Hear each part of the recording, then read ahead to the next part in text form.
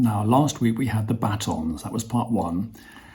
And I prefaced my video with a little rant about how awful certain people are when they try to teach us about the court cards and how complicated and confusing it can all become. So, people sometimes say to me, Robert, why can't you be more positive? Why can't you think of something nice to say? And if you can't think of something nice to say about other writers, maybe it would be better if you just didn't say anything.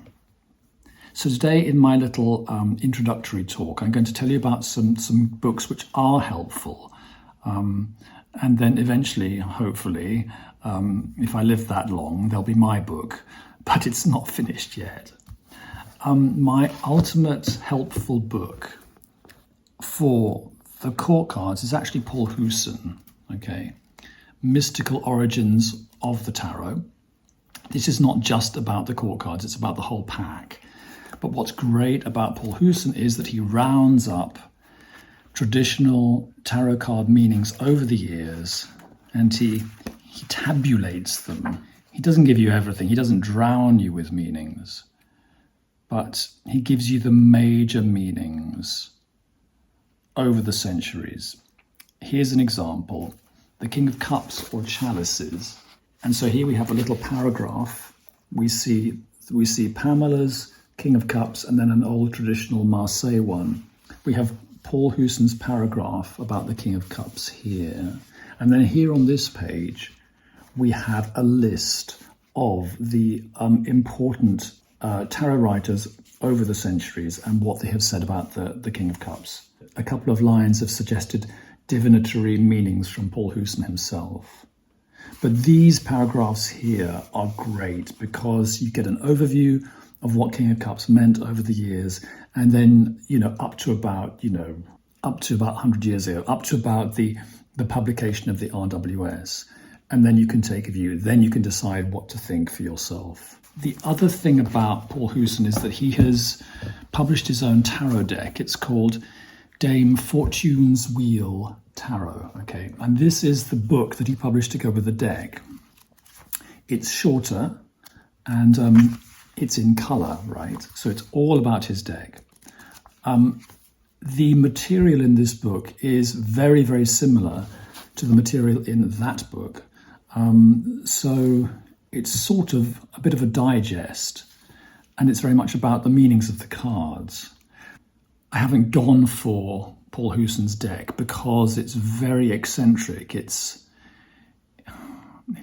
with the pip cards, he's just, because he knows so much, he moves away from Pamela, he moves away from Crowley, and he just says, well, he goes his own way.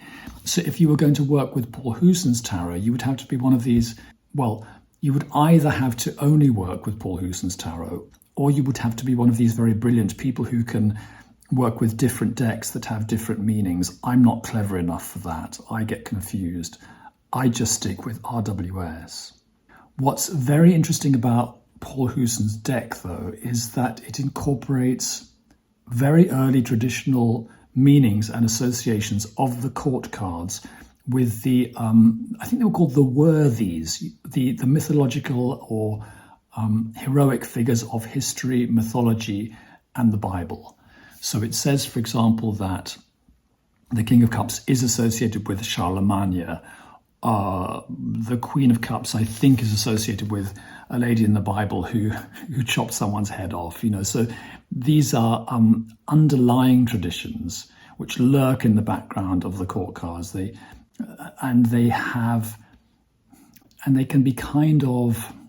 can be sometimes referred to when we're thinking about how to understand the court cards. They're just another piece of ammunition.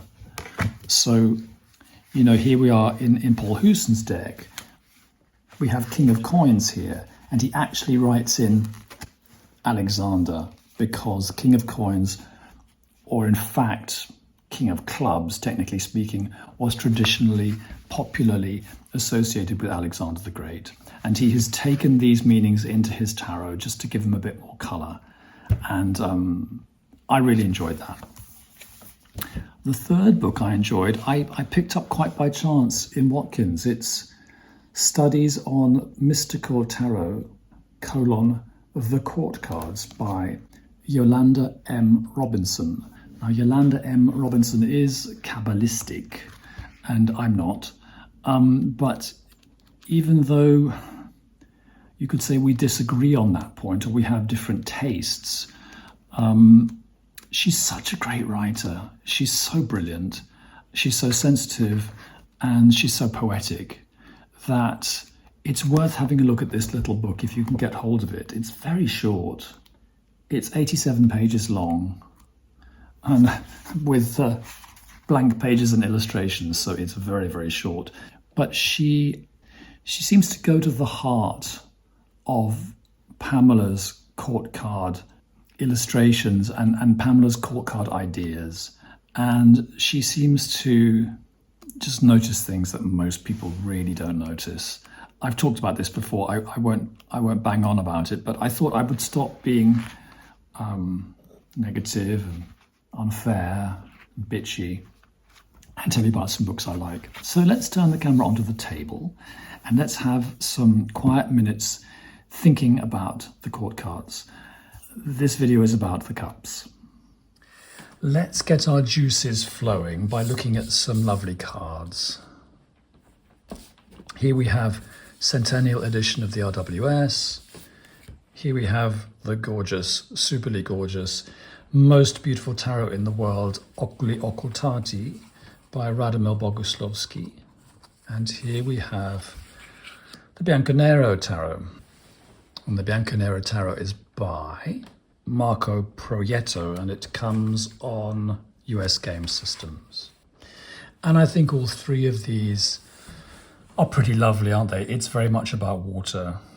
And what can you say about a king whose throne, certainly in Pamela's illustration, is on the waters? Well, of course, some tarot writers who I mentioned last week, one who shall remain nameless, bitched about the King of Cups and said that he wasn't really very emotionally available. I think there is something along those lines going on in Pamela Smith's illustration, because she has this very striking illustration of a throne floating on the waters. And so, you know, if you're on the beach and he's floating on the waters, he's probably a little bit unapproachable. But, you know, I mean, that's clearly not the whole story. He is a king. He is on a throne. So he does have mastery over something. What does he have mastery over? I think the emotional realm. There's the fish here, the fish of the subconscious. There's a ship sailing on the waters. You know, I once read a book called The 48 Laws of Power by Robert Greene, and it's a fantastic book. It's about powerful men and women in history, and it's full of historical anecdotes. And, you know, you ask yourself, what do I take away from this book? And I think what I took away was the feeling that actually to have any kind of power or even any kind of life in the world, you need to be on top of your emotions. You can't really get very far in life if you're a victim of your emotions, if you're kind of like buffeted by the waves of your emotions, by the tides of your emotions. If you're one person one day and someone else the next day, if you have mood swings, you know, if you're haunted by unfinished business. And so you can say, if you like, that this king is unapproachable. I don't think that's his main quality. I think his main quality is that he's sorted himself out. You know, there are other kings, aren't there? We talked about the King of Battens last week. The King of Battens relating to Julius Caesar. He's someone whose job is to go out and conquer the UK, or conquer ancient Britain, to be more accurate. It wasn't really important for him to be emotionally sorted. And maybe if he had been emotionally sorted, he would have been able to handle things back in Rome a bit better, and he wouldn't have ended up with 6 daggers through his body, or however many there were. I'm joking. As you know, the point of my videos about the court cards is to simplify and to focus. So what I propose for this card is self-mastery. And actually, in my practice, that is the only keyword I use for the King of Cups. If you like, you can say understanding of the emotional life. If you like, you can say, okay, this guy might become an artist or an arts professional, or he might be able to handle people well. I don't think he's defined by his ego, actually. I don't think he's defined by his ambition. What he has conquered is himself. And I think that's a pretty interesting archetype. Let's have a gander at the Queen. And this is a brilliant illustration by Pamela. It's this slightly, look at her body language. She's slightly slumped. I mean, for me, the key phrase is happiness lies in your hands. Happiness lies in your own hands. This is maybe the Holy Grail, and she's holding it in her hands. And I'll cut to the chase. For me, the message of the Queen of Cups is self-sufficiency. She's known to be able to cause happiness for other people, to bring happiness to other people. She's a happiness creator. She's a happiness bringer. But she's pretty self-sufficient. If you don't want to be part of her life, she'll be happy on her own. Gorgeous version by Marco here. And of course, a gorgeous version by Radamil. She's got one foot either in the water or very near the water. She doesn't live on the waters. You can imagine her looking out to sea and seeing the king floating there. I don't bother too much about the imagined relationships between the court cards.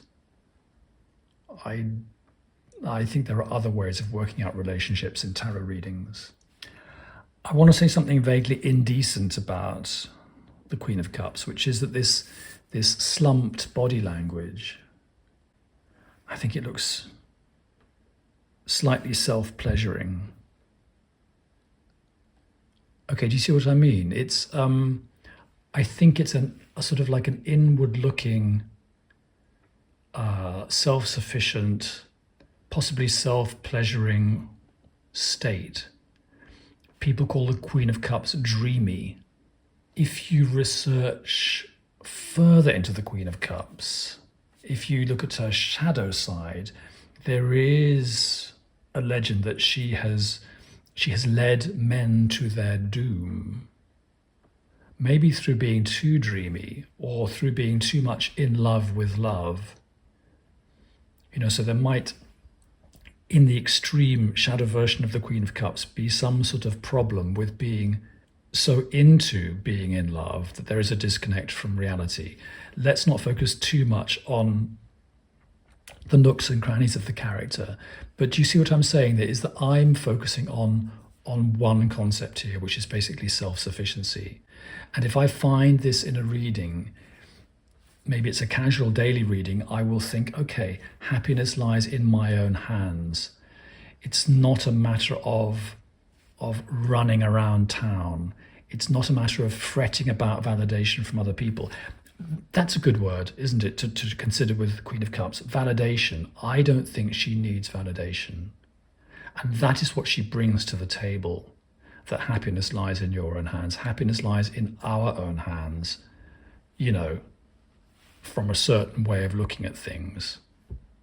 We can't just be completely solipsistic, if I can use that word. We can't be completely alone and completely our own self-contained circular system, but it's nice sometimes to remember that happiness does lie in our own hands.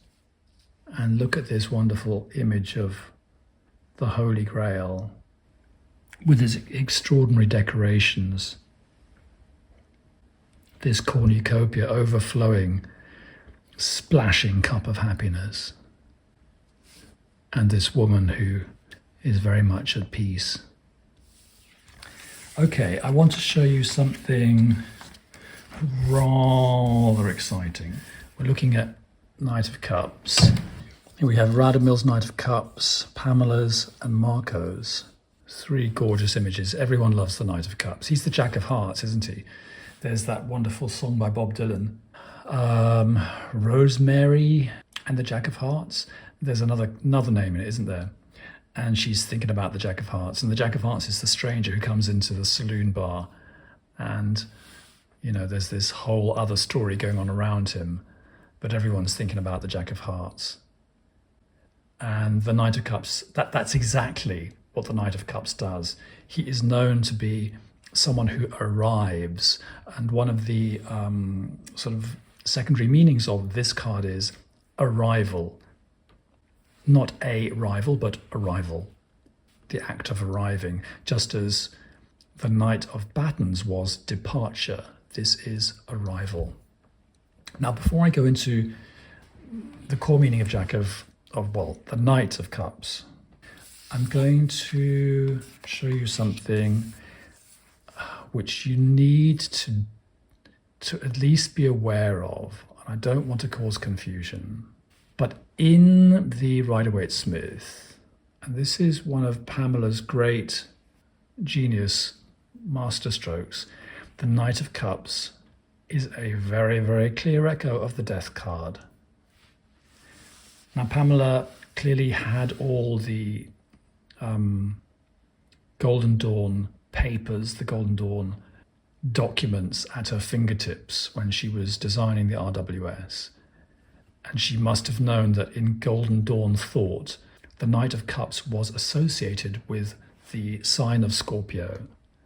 And Scorpio is associated with death. So the Knight of Cups is an echo of the Death card. Not only death, but also death and resurrection. And I'll just try to sum this up quickly without making it too conceptual or heady. But sex and death are very, very deeply connected. The first organisms on planet Earth were immortal. They didn't have death. They were single-cell organisms.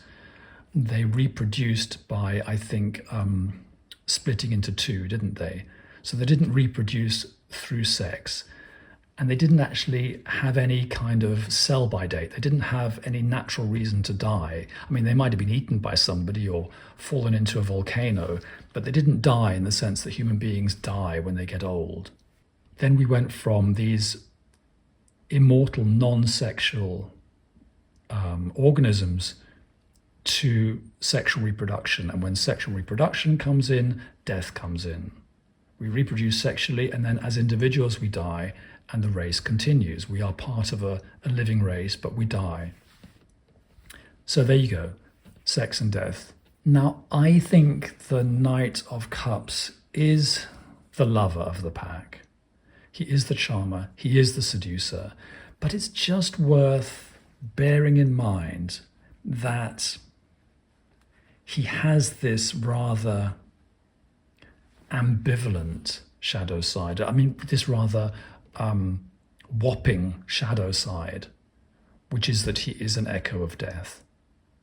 And so, indeed, I think the word seduction almost implies a shadow side, doesn't it? Because if there's no threat of negativity, if there's no threat of deception, it's not really seduction. Do you know what I mean? It feels to me that deception is implied in that word. Clearly, you can be seduced by someone and marry them and live happily ever after.